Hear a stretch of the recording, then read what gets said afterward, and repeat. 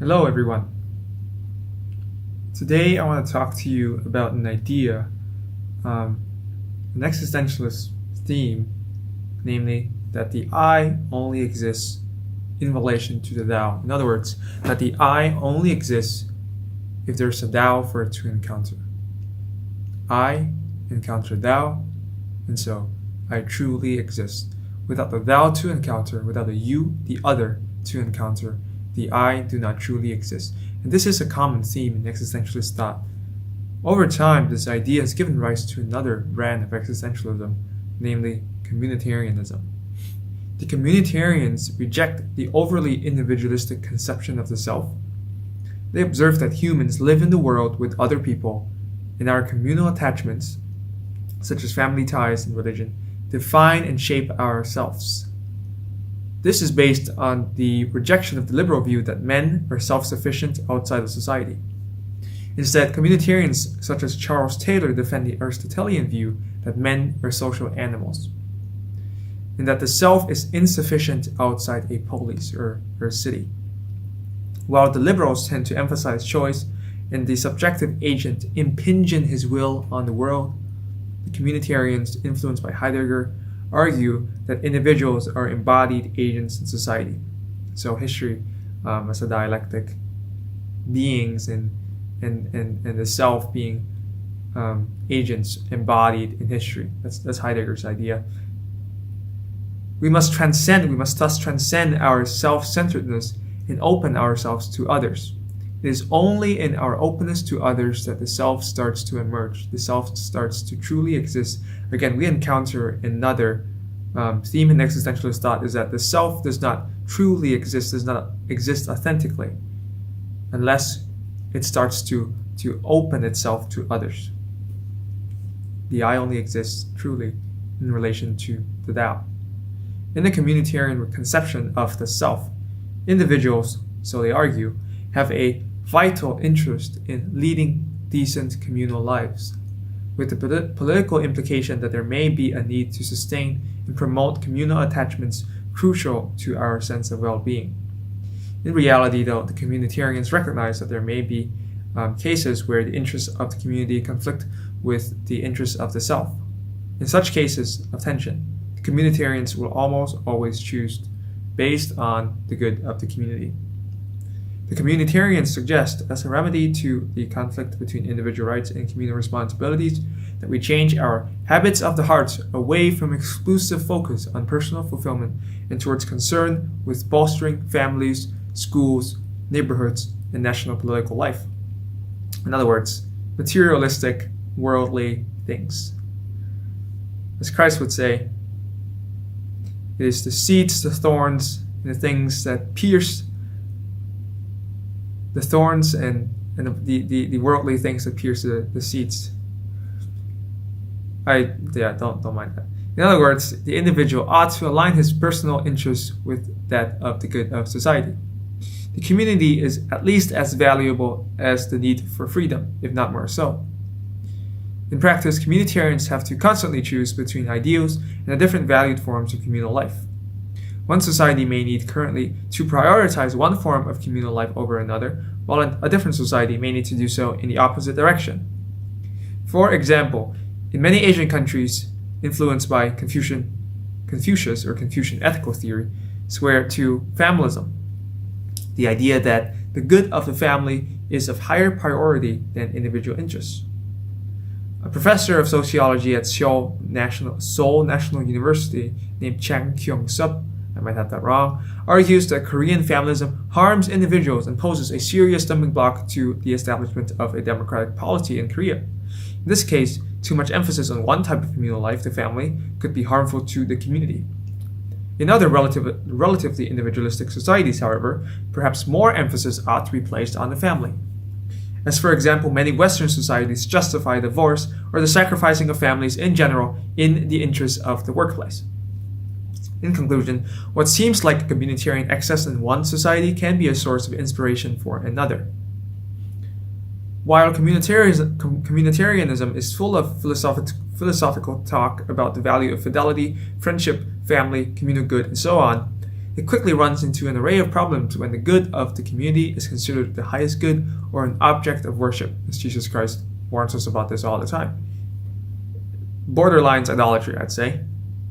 Once you take some time to think about it, it starts to show some signs of cultural relativistic thought. How does one determine the good of society? Isn't Kim Jong-un doing what is good for his country? And why should Asian countries care about a democratic polity? Why should the West care about maintaining the family?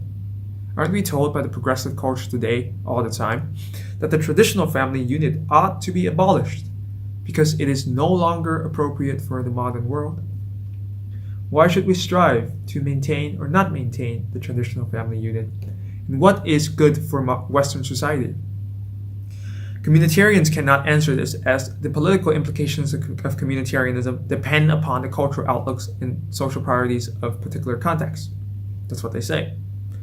But who determines the social priorities? If it is society, or in other words, just the dominant culture, then if it is just the dominant culture that determines it, then what if that dominant culture, that society, suddenly decides that the traditional family unit is no longer valuable? What if it decides that abortion is now good, or that the traditional definitions of sex and gender are harmful, as it currently does? It must be clearly understood that if it is just a dominant voice that determines the right and wrong in the progression of culture, then at any time, the dominant voice can lose power, and everything can be reversed, as Sultan Sheen warned us. There is no moral standard except for that which is the loudest. It seems clear to me that all people of goodwill want what is good for society, at least what they think is good. This is not the root of the disagreement. Where we disagree is what that good is, as people have different notions of what constitutes good, and therefore different and oftentimes contradictory conceptions of social priorities in the same context, like abortion. The reality is that just because a society is currently valuing and perceiving something as a societal good doesn't mean that it is an objective societal good. Take, for instance, the current situation in Afghanistan, where we have the Taliban, one of the worst terrorist groups in the world, taking over the government. They are enforcing what they say a strict version of Islamic law, committing all sorts of atrocity to anyone who resists. People who try to flee the country, as we know, including women and families with children, are being shot at, beaten, raped, and run over by Taliban fighters. I take it as a self-evident fact that what these Islamic fundamentalist militant groups, such as Hamas and Taliban, what they're doing is abhorrent and a violation of human rights. But what are their reasons for doing any of this? A spokesman for Taliban said that it is not just temporary. It is just temporary procedure. They want to build a country in accordance with Islamic law, perhaps Sharia law. They want the people to stay, because the country needs talents. That's what they say. In other words, rights such as freedom of speech, freedom of religion, bodily autonomy, and so on. Bodily autonomy so long as no one else is harmed. Life, liberty, fundamental human rights that all of us take for granted in the West lay subordinate to Taliban's perceived good of the country. And what is the West's response to this? The French Foreign Minister, Jean-Yves Le Drian, I probably said that wrong, asked the Taliban to form a united, inclusive, and representative government, including a representation of women. The UN Secretary General Antonio Guterres urged the Taliban to ensure that the human rights of all Afghans are respected, especially for women and girls of Afghanistan who fear a return to the darkest days, back to 2001. Whether the Taliban will listen to these advices is another story. What I really want to get at is the reality that all of us in the West see these things as something so fundamental and intrinsic that when we see them being violated elsewhere in the world, we feel the need to step in. It is simply for us an abomination, a perverse standard of morality that ought to be changed. But changed to what? To a more fundamentalist Islam? To a better Islam? Even the Hamas thinks that they're fighting for God, or more generally, just what is good.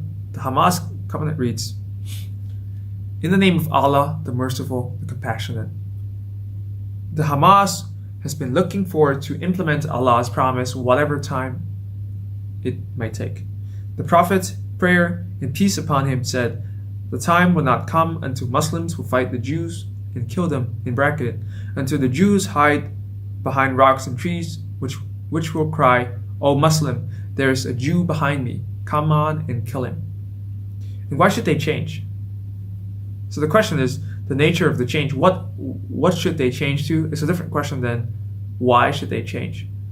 And on what basis are we, the West, are to lecture them about the rights of women and children? After all, the Quran itself condones practices such as husbands beating disobedient wives in Surah An-Nisa 34, less inheritance for women, and polygamy in other parts of the Quran. The bottom line is nobody has the moral ground to condemn or condone any particular behavior, deeming them as right or wrong unless there's an objective standard of morality.